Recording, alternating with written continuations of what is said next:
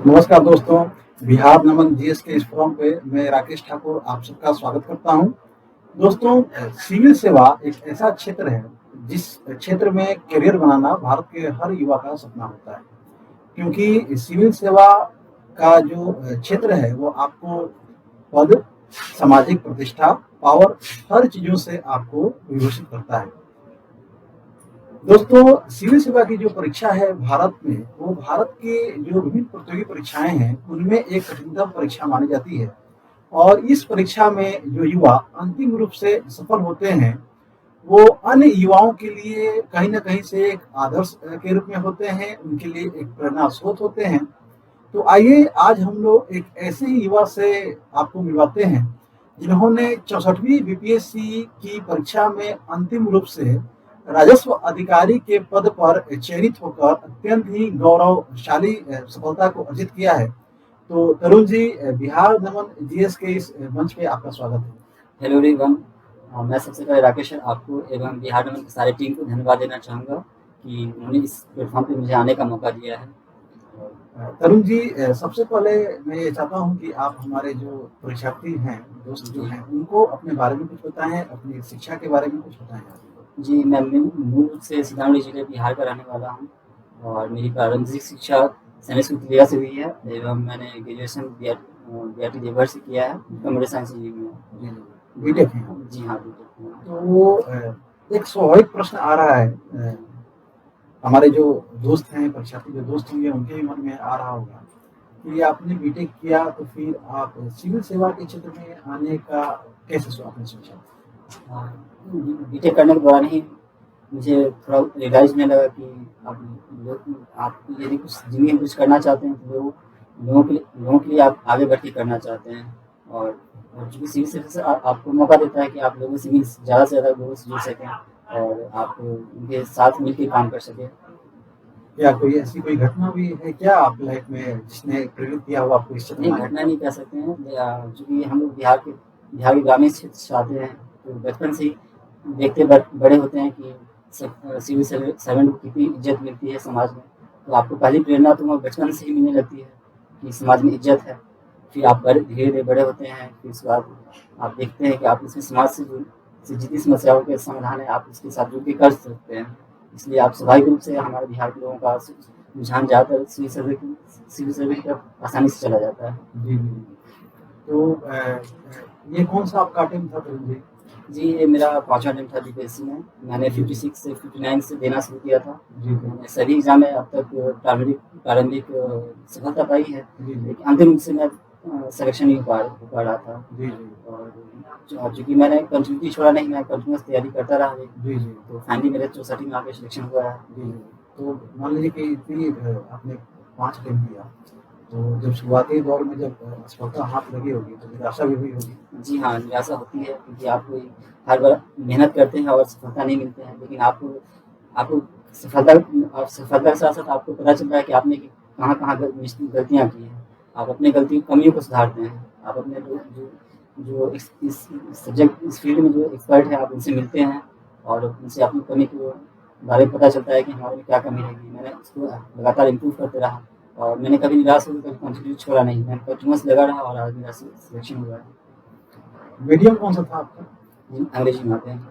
अच्छा, एक मीडियम को लेके भी जो हमारे जो परीक्षार्थी जो मित्र हैं, उनके अंदर एक संशय की स्थिति बनी हुई होती है कि जैसे एक धारणा है कि जो हिंदी मीडियम के जो अभ्यर्थी हैं, उनका सिलेक्शन कम होता है, या जो इंग्लिश मीडियम के जो अभ्यर्थी हैं, उनका सिलेक्शन जो होता है सिविल सेवा में ज़्यादा होता है। तो ऐसा कुछ माध्यम का प्रभाव पड़ता है क्या? ऐसा कुछ आपका कुछ अनुभव?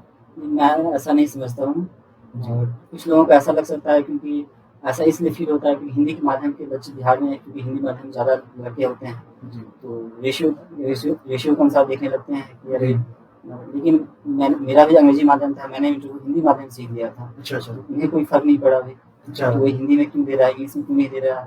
तो ऐसा माध्यम का ऐसा कोई कंपल्सन नहीं होता है और आप किसी भी सब्जेक्ट में काफ़ी अच्छे मटेरियल आप पढ़ के आप आसानी से निकाल सकते हैं। अच्छा, मतलब हिंदी मीडियम में भी अच्छे मटेरियल हैं, उपलब्ध हैं। अब पिछले 4-5 साल से हिंदी मीडियम में काफ़ी अच्छे आ गए हैं और ऑनलाइन स्टडी का भी काफ़ी सुविधा है अभी, जो आप घर बैठे भी कर सकते हैं हिंदी माध्यम से। अच्छा, और एक आपने और एक अत्यंत महत्वपूर्ण बात बताई कि आप इंग्लिश मीडियम के थे, लेकिन आपने जो साक्षात्कार दिया, जो इंटरव्यू दिया, वो हिंदी मीडियम में दिया। जी हाँ। तो ऐसा वहाँ ऐसा कोई आपका बाउंडेशन नहीं है, कोई प्रतिबंध नहीं है कि आप किस मीडियम में हैं और किस मीडियम में आप दे रहे हैं? जी नहीं, वो आप किसी भी लैंग्वेज में आप बोल सकते हैं। भले ही आपको इंटरव्यूअर किसी भी लैंग्वेज में पूछे, आपकी आपकी इस शिक्षा पे है कि आप किस लैंग्वेज में देना चाहें। वो कभी आपको फ़ोर्स नहीं करेंगे कि इस लैंग्वेज में दीजिए, ये वहाँ पे बिल्कुल नहीं है। अपने इंटरव्यू के दौरान हुए कुछ अनुभवों को आप शेयर करें। जैसा कि आपका इंटरव्यू जो बोर्ड का जो रवैया था आपके प्रति कैसा था? जी, बोर्ड काफ़ी फ्रेंडली होते हैं, थोड़ा भी एकदम माहौल एकदम शांत होता है, काम होता है। आपको थोड़ा भी घबराहट नहीं होगा। आपको ऐसा फ़ील होगा जैसे आप घर में बैठ के अपने फ्रेंड्स के साथ चाय पी रहे हैं, ऐसा माहौल होता है। अच्छा, कुछ मज़ेदार कुछ कोई वाक़या हुआ हो? ऐसा कुछ खास तो हुआ नहीं था क्योंकि लेकिन हाँ, ये था कि उनको मेरे से बातचीत करना अच्छा लगा था, इसी कारण उन्होंने मेरा इंटरव्यू आधे घंटे से भी ज़्यादा लिया था। अच्छा, अच्छा। अच्छा, यानी कि मेरे सहयोगी होते हैं। वो सहयोगी पूरी तरह सहयोग पूरा करते हैं। अच्छा, अच्छा। तो ऑप्शनल क्या था? ये option labour and social welfare. अच्छा, एलएसडब्ल्यू। एलएसडब्ल्यू जी हाँ। अच्छा, एलएसडब्ल्यू में जैसा कि अभी विगत वर्षों का जो थोड़ा-सा ट्रेंड है कि परीक्षार्थियों को ये शिकायत है कि एलएसडब्ल्यू में जो नंबर है, जो मार्किंग वो बेहतर नहीं हो रहा। जी। तो ऐसा कुछ है क्या? आपको क्या लगता है? जी, मेरा भी एलएसडब्ल्यू था कई, और हर बार एलएसडब्ल्यू सभी से एलएसडब्ल्यू थे, लेकिन स्टार्टिंग मार्क्स नहीं आ पाते थे। अच्छा, मेरे अच्छा। साथ ये प्रॉब्लम थी। जी, जी। मुझे लगता था कि पता नहीं क्या चल रहा है, जी। लेकिन क्योंकि मैं पहले आंसर मैंने फिर चेक किया कि आंसर में किसी गड़बड़ी कहाँ कर रहा हूँ मैं, क्योंकि मेंस में मार्क्स नहीं आया, कहीं न कहीं मैं आंसर लिखने में कमी कर रहा हूँ। जी। तो फिर मैंने एक्सपर्ट से बात की, तो उन्होंने बताया कि मैंने अपने आंसर में कैसे करंट से रिलेट नहीं किया था। मैं आंसर ज़्यादातर ट्रेडिशनल वे में लिख रहा था, क्योंकि सारे जो बुक्स अवेलेबल है वो ट्रेडिशनल वे में अवेलेबल है, करंट में कुछ है ही नहीं। तो इसलिए जब मैंने करंट जोड़ना शुरू किया, करंट में सरकार की पॉलिसी है, सरकार की स्कीम्स हैं, ये सब जब ऐड करना शुरू किया तो 64 में मुझे अचानक मुझे काफ़ी ज़्यादा मार्क्स आए हैं। कितने मार्क्स हैं आपके? 190 मार्क्स है। अच्छा, 190 मार्क्स, 300 में 190 मार्क्स हैं आपके। तो अच्छा, तभी मान लें कि आपने बहुत बेहतर मार्क्स आपने ये किया है, हासिल किया है। लेकिन आपको क्या ऐसा लगता है कि कुछ न कुछ कमियाँ रह गई? क्या ऐसी कमियाँ रह गई और उसको आप समय रहते अगर ये दूर कर लिए होते तो आपको और बेहतर नंबर आपको प्राप्त हो सकता था, ऐसा कुछ लगता है आपको? जी, थोड़ा-सा जीएस में रह गया था, टाइम मैनेजमेंट की कमी रह गई थी, क्योंकि डीआई में थोड़ा टाइम ज़्यादा लग गया था। जीएस पे हम लोग बाद में बात करेंगे, अभी मैं जी। ऑप्शनल की बात कर रहा हूँ कि जैसे जो एलएसडब्ल्यू है, जी हाँ। एलएसडब्ल्यू में 190 मार्क्स तो आपने अचीव किया, जी। लेकिन आपको क्या ऐसा लगता है कि अगर यदि आप थोड़ा-सा और एफर्ट लगाए होते, तो शायद इससे बेहतर आप मार्क्स प्राप्त कर सकते थे? और कहाँ कमी रह गई? कमी मेनली टाइम मैनेजमेंट में रह जाता है। अच्छा। और क्योंकि क्वेश्चन पैटर्न अब चेंज हो गया है। जी, जी। लास्ट 2 एग्ज़ाम में क्या हो रहा है, एलएसएम का पूछने का तरीका बिल्कुल बदल चुका है। जी। अब ट्रेडिशनल वे में नहीं पूछता है। जी, जी। इसी कारण लड़कों का टाइम मैनेजमेंट काफ़ी गड़बड़ हो जाता है। अच्छा, अच्छा। आप ट्रेडिशनली आप नॉर्मल वे में लिख रहे थे, आप क्योंकि पेपर डायनेमिक है, तो उसमें आप करंट इश्यूज़ भी ऐड करने पड़ते हैं, तो आप कहीं न कहीं पहले से आपको तैयार होना पड़ता है। मुझे इस टाइप के क्वेश्चन में इस टाइप के गवर्नमेंट स्कीम लिखने हैं, कि पहले से आपने गवर्नमेंट स्कीम तैयार नहीं कर रखा है, तो वहाँ पे लिखने में परेशानी होती है। अच्छा, एलएसडब्ल्यू का जो सेकंड जो पोर्शन है उसका जो पहले आप हम लोग देखते हैं कि 60वीं से 62वीं बीपीएससी से पहले 2 पेपर हुआ करता था, लेकिन उसके बाद उन्होंने क्या किया कि दोनों पेपर को मर्ज कर दिया है, हर सब्जेक्ट में कर दिया है। तो जो सेकंड जो पोर्शन है वो तो बिल्कुल अप्लाइड है, जी। तो उसकी तैयारी आपने कैसे किया? उसकी तैयारी आप ट्रेडिशनल सेक्शन तो पढ़ते ही हैं, साथ में आपको गवर्नमेंट पॉलिसी ऐड करना बहुत ज़रूरी होता है, क्योंकि ज़्यादातर जो आप लोग आंसर लिखते हैं सेकंड पेपर में, वो सोशल वेलफेयर से आंसर चूज़ करते हैं, ना कि लेबर वेलफेयर से। तो चूँकि जो सोशल वेलफेयर जैसे unemployment, poverty, women related issues mainly, तो आप ये सब टॉपिक चूज़ करते हैं जो कि आसान है लिखना। लेकिन ये टॉपिक इतना आसान नहीं होता है, क्योंकि आपको इसके साथ आपको करंट भी ऐड करने पड़ते हैं, जो कई बार आपको नहीं लिख पाते, इस कारण मार्क्स कम आ जाता है। अदरवाइज आप इसमें करंट ऐड करें तो मार्क्स अच्छे आ जाते हैं। तो जैसे कौन से ऐसे मैगजीन्स वगैरह हैं या जर्नल वगैरह हैं जिनका परीक्षार्थी जो है उपयोग करके इसमें बेहतर कर सकते हैं? जिसके गवर्नमेंट पॉलिसी के लिए गवर्नमेंट जितने भी लेबर मिनिस्ट्री के पोर्टल हैं, वो आपको फॉलो करना चाहिए, क्योंकि वहाँ से करंट में क्या-क्या लेवल चेंजेस आ रहे हैं वो आपको पता रहेगा। साथ में आपको गवर्नमेंट स्कीम्स के लिए कुरुक्षेत्र योजना जैसे मैगज़ीन आपको पढ़नी चाहिए और आपको स्पेशली जैसे पीआईबी है, जैसे पोर्टल है, आपको देखते रहना प्रेस चाहिए। Information bureau. जी हाँ, अच्छा, वो अच्छा। आपको देखना बहुत ज़रूरी है क्योंकि वो कोई भी गवर्नमेंट स्कीम करंट पॉलिसी में आपके ज़हन में रहता है, इसलिए अच्छा। आपको देखना चाहिए वैसे। टीवी की भी कुछ भूमिका है क्या इसमें?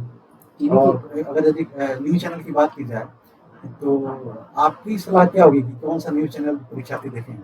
टीवी अब टीवी देखने का ज़माना नहीं रहा है एक्चुअली। जी, अच्छा। अब वो सारे टीवी अब यूट्यूब पे लाइव चलते हैं। जी, तो आपको टीवी देखने की ज़रूरत नहीं है, आप यूट्यूब पे लाइव सारे चैनल देख सकते हैं। जो मोस्ट इम्पोर्टेंट चैनल है वो राजसभा चैनल है, राजसभा वो चैनल। सभी के लिए इम्पोर्टेंट है। जी। इसमें देशांतर जी, और जी। बिग पिक्चर्स ये सब प्रोग्राम्स हैं जो काफ़ी अच्छे हैं। वहाँ से हाँ। मतलब कि परीक्षार्थियों को लाभ मिलता है। तो आपको वहाँ पे ऐसे क्वेश्चन जो गवर्नमेंट से की पॉलिसी से रिलेटेड होते हैं वो टॉपिक वहाँ उठाए जाते हैं। अच्छा। और वो से आप वहाँ पे डायरेक्टली आप चीज़ों को आसानी से समझ सकते हैं कि क्या मतलब सरकार की क्या पॉलिसी है, क्या स्कीम्स हैं। अच्छा, यानी कि जैसे आपका जो आपने बताया कि पीआईबी हो गया या जो राज्यसभा टीवी हो गया जी। या जो गवर्नमेंट के जो आपके जनरल हैं, योजना कुरुक्षेत्र, इन सारे जो जी हाँ, चूँकि आप ये सारे मटेरियल से जो बच्चे जो हैं वो अपना लाभान्वित हो सकते हैं, इनका उनको उपयोग करना चाहिए।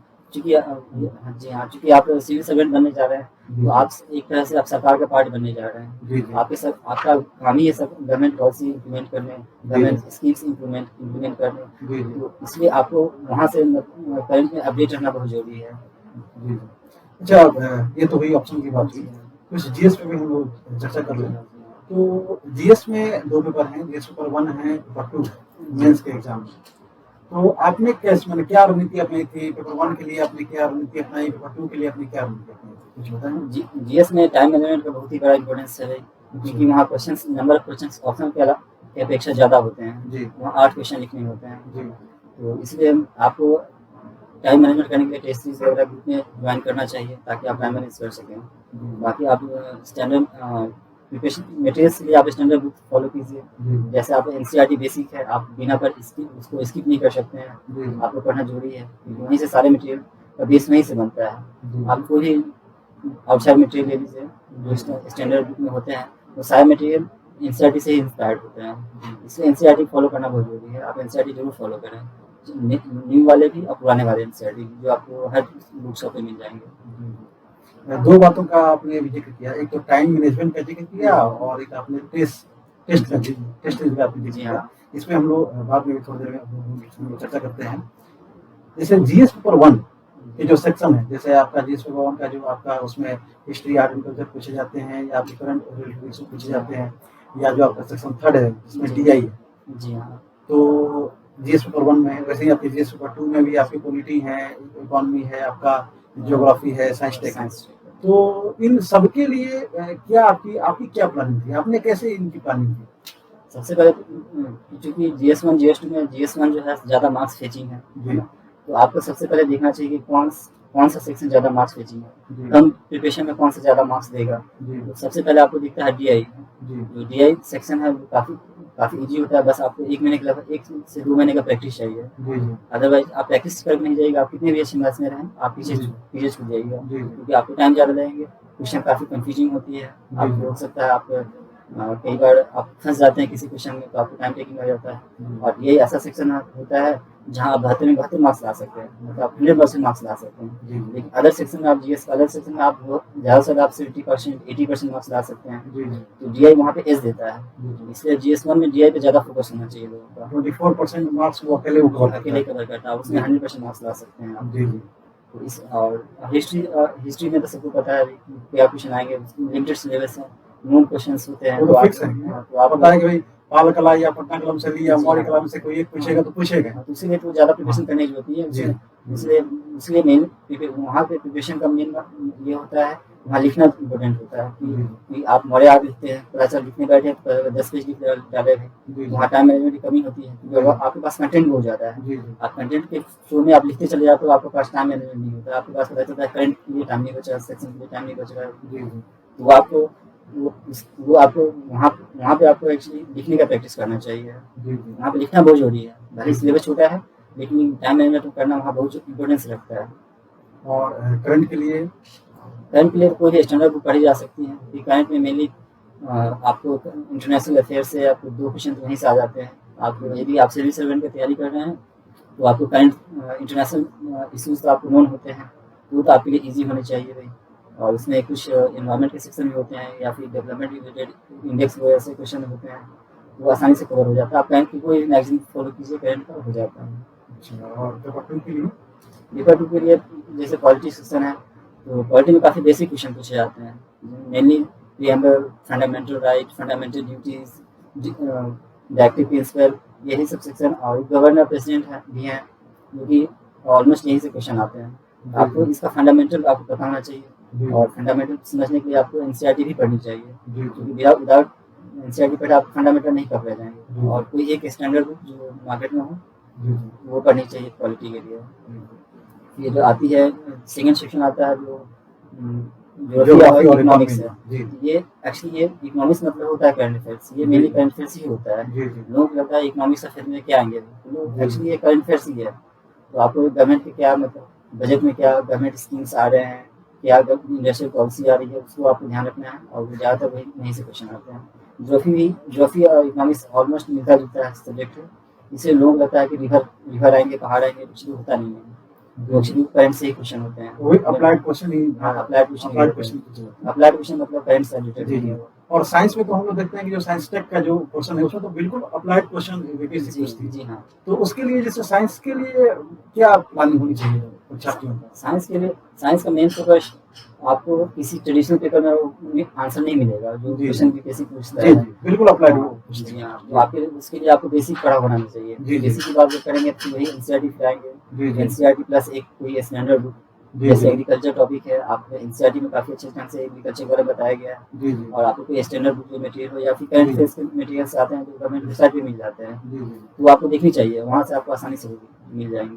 अच्छा, तो एनसीईआरटी का आप बार-बार जिक्र कर रहे हैं, तो कौन-कौन सी एनसीईआरटी परीक्षार्थियों को पढ़ने का सलाह देंगे आप? मैं सलाह दूंगा क्लास 9 से लेकर क्लास 12 तक, है ना? क्लास 10 से 12 तक? हाँ, क्लास 9, 10। अच्छा 9 है, अच्छा 9। हाँ, क्योंकि जो भी नए बुक है, पुराने बुक है, सारे पढ़ने चाहिए। क्लास 6 से 7 पढ़ने की जरूरत नहीं पड़ती है, जो काफ़ी बेसिक हो जाता है, उतना बेसिक पूछता नहीं है। अच्छा, तो 9th 10th 11th 12th है ना, ये तो कम से कम 4 तो उनको एनसीईआरटी पढ़नी चाहिए। जी हाँ, जो हर सब्जेक्ट के। जी हाँ, चाहे वो हिस्ट्री का हो या ज्योग्राफी का हो, पॉलिटिकल का हो। अच्छा, टाइम मैनेजमेंट की आप जिक्र कर रहे हैं, तो ऐसा देखा जाता है कि जैसे बहुत सारे ऐसे परीक्षार्थी होते हैं जो बहुत अच्छा नॉलेज उनके पास होता है, लेकिन चूंकि वो प्रीलिम्स में या मेंस में वो टाइम मैनेजमेंट नहीं कर पाते एग्जाम में, नतीजा यह होता है कि वो रेस से बाहर हो जाते हैं। तो टाइम मैनेजमेंट कैसे किया जाए, उसके बारे में कुछ बताएं आप हमारे परीक्षार्थी दोस्तों को, और आपने कैसे टाइम मैनेजमेंट किया और कहाँ क्या कुछ कमी रह गई आपसे जिसका अफसोस हो? इसके बारे में बाद में बताऊंगा। जी। सबसे पहले मैं प्रीलिम्स के बारे में बताता हूँ। जी। एक्चुअली प्रीलिम्स में 150 क्वेश्चन होते हैं और ओनली 2 आवर्स दिए जाते हैं। जी। और इसलिए आपका रीडिंग स्पीड काफ़ी ज़्यादा होनी चाहिए, क्योंकि आपका रीडिंग स्पीड कम है तो 150 क्वेश्चन आप सही से पढ़ भी नहीं पाइएगा 2 घंटे में। इसलिए आपको ज़्यादा से ज़्यादा मतलब आपको करंट जो भी बेसिक किताब है अच्छे से पढ़ाना चाहिए, ताकि आपको पता चले कि क्वेश्चन क्या पूछने जा रहा है। और आपको रीडिंग स्पीड बढ़ाने के लिए आपको न्यूज़पेपर पढ़ना चाहिए पर डे, ताकि आपको रीडिंग स्पीड ज़्यादा रहे। इससे क्या होगा कि आप जो 2 घंटे में खत्म करना है आप 1 घंटे में खत्म कर सकते हैं। मैंने ऐसा किया है, मैंने 1 आवर 20 मिनट में मैंने सारा क्वेश्चन बना के बैठ गया था एक बार। अच्छा, क्योंकि रीडिंग हैबिट्स बहुत जरूरी होती है इसके लिए, इसलिए मैं कभी कभी रुका नहीं आज तक। मेरा रीडिंग स्पीड काफ़ी अच्छा है, मैं हर दिन न्यूज़पेपर पढ़ता हूँ और इसलिए मैं टाइम मैनेज करता हूँ। और आपको जैसे क्वेश्चंस होते हैं, एरर होने के चांसेस बहुत ज़्यादा होते हैं प्रीलिम्स में, क्योंकि आप स्पीड में बनाते हो और क्वेश्चन एरर करके चले जाते हो, इसलिए आपको टेस्ट जरूर देने चाहिए ताकि आप बार बार प्रैक्टिस होता रहे कि हम। और टाइम मैनेजमेंट में आपको प्रैक्टिस करके खत्म कर देना है आपको, इसलिए टाइम तो प्रॉपर तो एक होलिस्टिक वे में प्रिपरेशन करने के लिए आपको टेस्ट प्लस रीडिंग स्पीड दोनों मेंटेन करने पड़ेंगे, तभी आपका टाइम बच पाएंगे। और फिर मेंस के लिए आपको राइटिंग स्किल वहाँ पे शो करने पड़ते हैं। आपकी राइटिंग स्पीड अच्छी होनी चाहिए, आपकी हैंड राइटिंग अच्छी होनी चाहिए, इसलिए आपको पर डे प्रैक्टिस करना पड़ेगा लिख कर। आप ऐसा नहीं होगा कि हाँ एक हफ्ते नहीं लिखता हूँ दूसरे हफ्ते लिखूंगा आंसर। आपको हर दिन आंसर लिखना चाहिए, 2 से 4 आंसर हर दिन लिखना चाहिए, जिसका भी ऑप्शन का भी। और और साथ में आप ग्रुप ज्वाइन करना चाहिए या फिर कोई टेस्ट सीरीज ज्वाइन करना चाहिए ग्रुप में, ताकि वो आपको टाइम फ्रेम के अंदर में आपको लिखने का हैबिट बन जाए, और आप क्या लिखने जा रहे हैं उसका फॉर्मेट पूरी तरह से आप पहले से तैयार रखेंगे तो आसानी से लिख पाएंगे आंसर टाइम फ्रेम। मतलब कि आंसर राइटिंग की जो प्रैक्टिस है वो बहुत इंपॉर्टेंट है नहीं इस एग्जाम को क्लियर करने के लिए। क्योंकि आपका सिलेक्शन ही आंसर राइटिंग पे हो रहा है। अच्छा तो आप आंसर यदि वीक लिखोगे तो आपका सिलेक्शन नहीं हो सकता है। जी जी तो आंसर राइटिंग ही आपका बेसिस से आपका सिलेक्शन होगा। मतलब कि ये कहा जा सकता है कि आप अपने आंसर के माध्यम से अपने आप को रिप्रेजेंट कर रहे हैं एग्जामिनर के पास, जी हाँ, और उनको ये बता रहे हैं कि मैं इस पोस्ट के लिए डिजर्व करता हूँ कि नहीं करता हूँ, आप इसका एनालिसिस करते हैं। जी, आप वही लिखते हैं जो आपके थॉट प्रोसेस में चलता है। जी जी जी तो आप अपने थॉट प्रोसेस को अपने लिखने की शैली से आप दर्शाते हो कि मैं ऐसा सोच रहा जी, हूँ। ऐसे एग्जामिनर आपके आसानी से आपके बारे में समझ सकता है कि वो कैसे कैंडिडेट को मुझे सिलेक्ट करना है। जी जी जी तो आसानी होती है।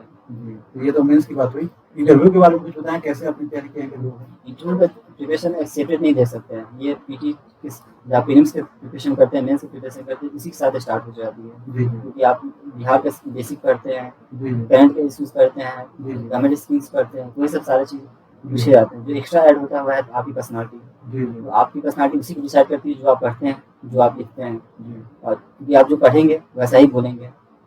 इसलिए आप डिपेंड करता है कि आप किस टाइप के मटेरियल पढ़ते हैं, किस स्टैंडर्ड के मटेरियल पढ़ते हैं, इसी में आपका थॉट चलता है और आसानी से आप इंटरव्यू में टैकल कर सकते हैं।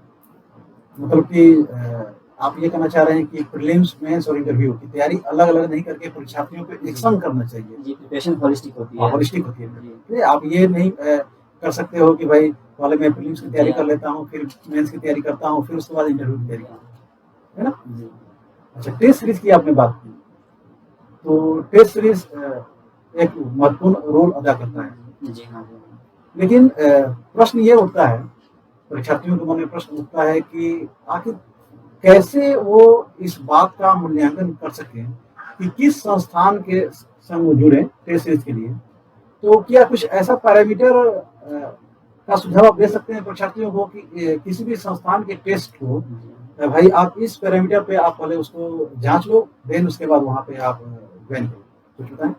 इसीलिए टेस्टिंग के लिए बहुत जरूरी होती है कि आपको वन टू वन इंटरेक्शन हो, क्योंकि कोचिंग बहुत सारे कोचिंग हैं, बहुत सारे बच्चे हैं। जी तो इसमें क्या होता है कि कई सारे लोगों को इतना टाइम ही नहीं होता है कि बच्चों को टाइम दे पाए। जी जी तो कई बार होता है कि वो आंसर भी चेक करके नहीं आपको बताते हैं, महीनों एक कॉपी आप एक महीने के बाद चेक करके बताते हैं। जी इससे आपका फ्लो भी टूट जाता है, जी जी या एप्लीकेशन का फ्लो नहीं हो पाता, आंसर राइटिंग में भी फ्लो नहीं हो पाता है। जी इसलिए आपको बहुत जरूरी है कि आप टेस्ट दें विद इन अ वीक। आप आपको जो भी टेस्ट आप ज्वाइन करते हैं वो आपसे इंटरेक्ट करें, जी क्वेश्चंस के बारे में आप डिस्कस करेंगे, ये बहुत इम्पोर्टेंट होता है। जी तो आप ऐसे संस्थान चुनें या ऐसा ग्रुप चुनें जहाँ आप वन टू वन इंटरेक्शन कर सकें टेस्ट देने के जस्ट 2 से 3 दिन के अंदर। ऐसा नहीं कि 10 दिन बाद आ रहे हैं, आप उसमें तक आप क्वेश्चन भी भूल जाएंगे कि आपने क्या लिखा था। जी वो बहुत इंपॉर्टेंट होता है। जी जी क्योंकि आप 2 दिन 3 दिन तक आपके जहन में रहता है कि मैंने क्या लिखा, जी उसके बाद आप भूलने लगते हैं कि मैंने क्या लिखा था, क्योंकि आप ऑलरेडी कंटिन्यूअस पढ़ाई के मोड में रहते हैं। अभी आप नए नए मटेरियल पढ़ते रहते हैं, जी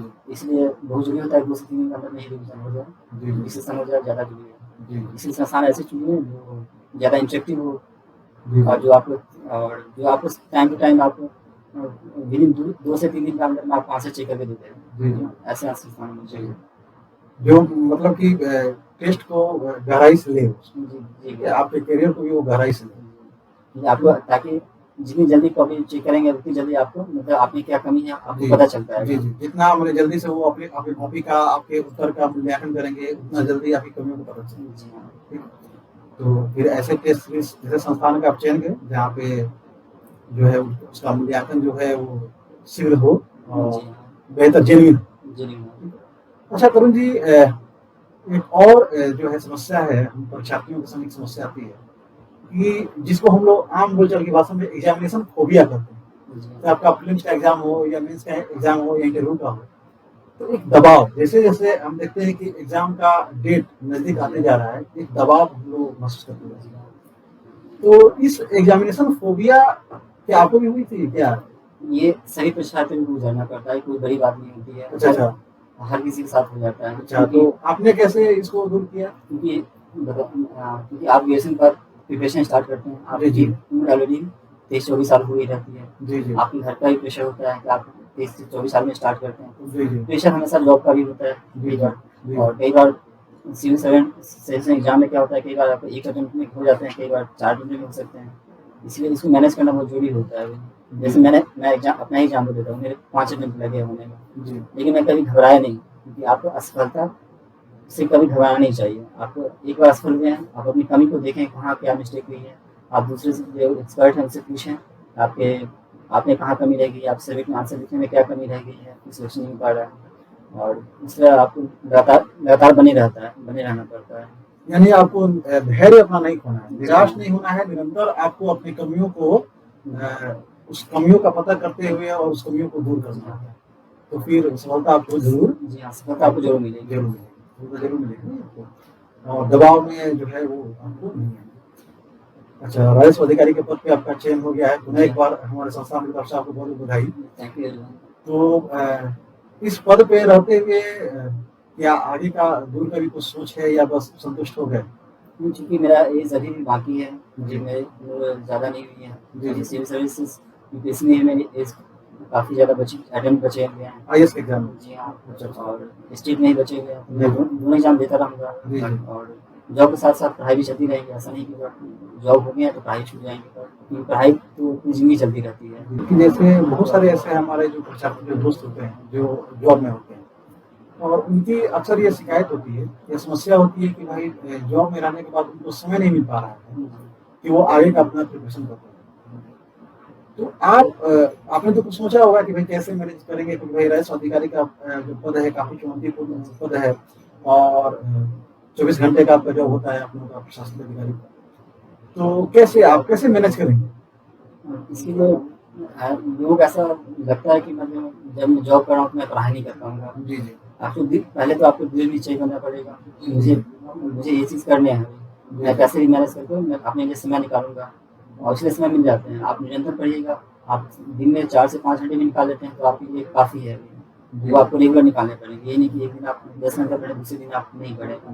इसलिए आप जैसे आप जॉब में कर रहे हैं, आपके पास वीकेंड है, सैटरडे है, संडे है, उस दिन का 2 दिन काफ़ी होते हैं एक वीक की कवर करने के लिए, और उसी में आप कवर कर सकते हैं, ऐसा नहीं कवर हो जाता है। बहुत सारे लोग हैं, ऑलमोस्ट लगभग 20% लगभग होंगे जो जॉब में रहते हुए निकाल रहे हैं सिविल सर्वे, जिनके टॉपर्स भी हैं जो कि जॉब में रहते हुए निकाल रहे हैं। उसे यानी कि मतलब कि अगर आप समय प्रबंधन अगर बेहतर तरीके से कर लेते हैं तो जॉब कोई इशू नहीं बनता है, जॉब इशू नहीं है। और यदि आपके अंदर लगन है और वो जज्बा, वो आग है कि हमको आगे बढ़ना है, तो जो जॉब है, जॉब आपकी राह में रुकावट पैदा कभी नहीं पैदा करेगी। ठीक है। चलिए, बहुत आपसे बात हुई, बहुत कुछ आपने बताया, हमको बताया, या हमारे परीक्षार्थी दोस्त ने हमको बताया। परीक्षार्थियों को, जो हमारे जो युवा परीक्षार्थी हैं, उनको कुछ सलाह दीजिए, कुछ संदेश दीजिए, क्या संदेश देना चाहेंगे आप? मैं यही कहना चाहूँगा कि आप धैर्य ना करें, लगातार निरंतरता बनाए रखें पढ़ाई में, हर दिन पढ़ें और आपको सफलता जरूर मिलेगी। ऐसा नहीं कि हाँ आप पढ़ रहे हैं सफलता नहीं मिलेगी, एक न एक दिन मिलेगी। चलिए, बहुत बहुत धन्यवाद आपका, तुम जी, आप लोगों ने आपने इतना समय दिया हम लोगों को, तो बहुत धन्यवाद आपका, और पुनः आपके इस गौरवशाली सफलता के लिए आपको बहुत हार्दिक बधाई और बहुत बहुत शुभकामनाएं आपके उज्जवल भविष्य के लिए। Thank you. बहुत धन्यवाद।